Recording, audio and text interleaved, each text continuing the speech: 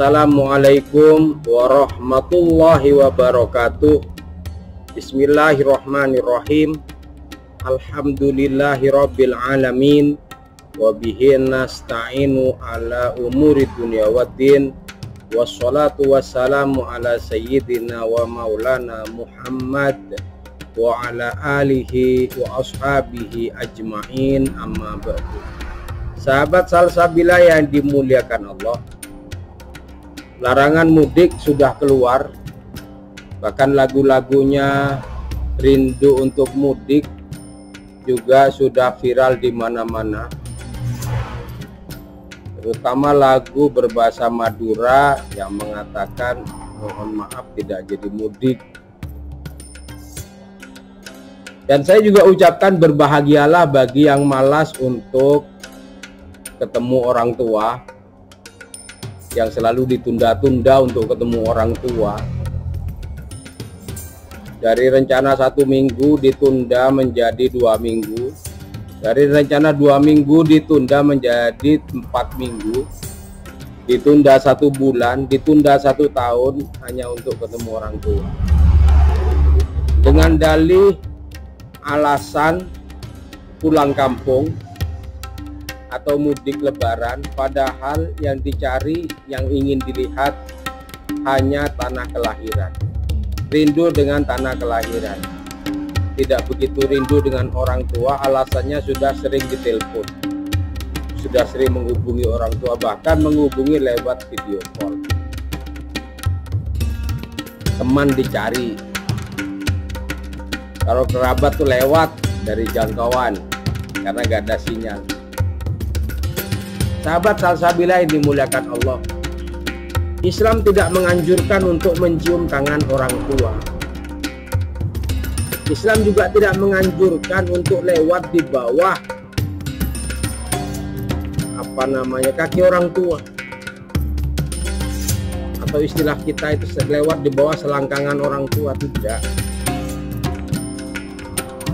Islam juga tidak memerintahkan untuk memperbaiki rumah tempat tinggal orang tua. Tidak. Orang tua juga tidak berharap kita untuk kirim uang tiap bulan. Dan ingat, orang tua juga tidak menuntut kita untuk mudik lebaran. Tetapi kalau itu terjadi, orang tua sangat berterima kasih kalau rumahnya diperbaiki. Orang tua senang tiap bulan dikirimi uang. Setelah rumah rampung, apa yang terjadi? Orang tua diatur. Kebiasaan-kebiasaan lama, seperti biasa naruh tempat ya agak seenaknya, menaruh cangkul seenaknya. Setelah rumah diperbaiki, dibentak-bentak. Rumah sudah bagus kok ditaruhin cangkul. Tiap bulan dikirimi uang, berterima kasih orang tua. Tetapi ketika orang tua mengatakan minta lebih, malah dibentak. Kita tidak tahu bagaimana kebutuhan orang tua yang jauh di kampung. Kita hanya bisa bentak-bentak. Walaupun tidak menghardik, paling tidak menarik napas dalam-dalam. Sahabat Salsabila yang dimuliakan Allah, Allah Subhanahu wa taala berfirman, "Wahfid lahuma janahadzulli minar rahmati wa qur rabbirhamhuma kama rabbayani shaghira." Yang artinya, dan rendahkanlah dirimu terhadap mereka berdua dengan penuh kasih sayang, dan ucapkanlah, wahai Tuhanku, kasihanilah mereka sebagaimana mereka mendidik aku waktu kecil. Bagaimana akibat-akibat dari keteledoran kita, kesalahan kita kepada orang tua? Ada sahabat Rasulullah yang tidak bisa mati, yang tidak bisa segera menghadapi ajalnya di saat sakaratil maut. Kesulitan ternyata karena kesalahannya kepada orang tua.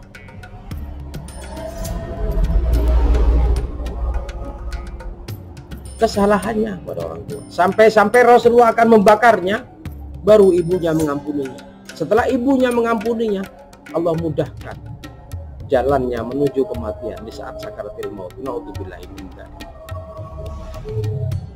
Ada kita temukan kisah seorang ayah yang rela menjadi tumbal untuk anaknya. Anaknya melakukan kesalahan kriminal yang tidak disengaja. Lalu kemudian ayahnya mengakui kesalahan itu di hadapan hukum. Akhirnya ayahnya yang dipenjara untuk mewakili anaknya karena kasih sayang luar biasa. Bahkan ibu bangun tengah malam karena tangisan anak.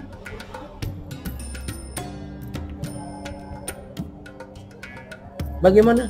Di saat tertidur pulas, istirahat, anak berteriak, menangis, ibu bangun. Ada lagi ketika mendengar ayahnya kecelakaan, anaknya masih repot sewa mobil untuk memboyong keluarganya. Ayahnya sedang butuh pertolongan, masih repot-repot memboyong keluarga, membawa anak istri, cari pinjaman mobil, cari rental dan seterusnya. Padahal ayahnya sedang membutuhkan. Ini kalau ingat pepatah Madura, orang tua menyebut anak kecebur sumur, orang tua langsung lompat.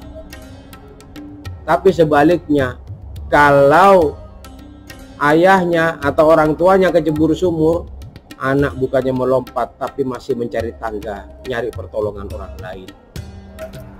Orang tua ketika melihat anaknya dalam bencana, lupa untuk minta tolong kepada orang lain, langsung beliau kerjakan sendiri, lakukan sendiri.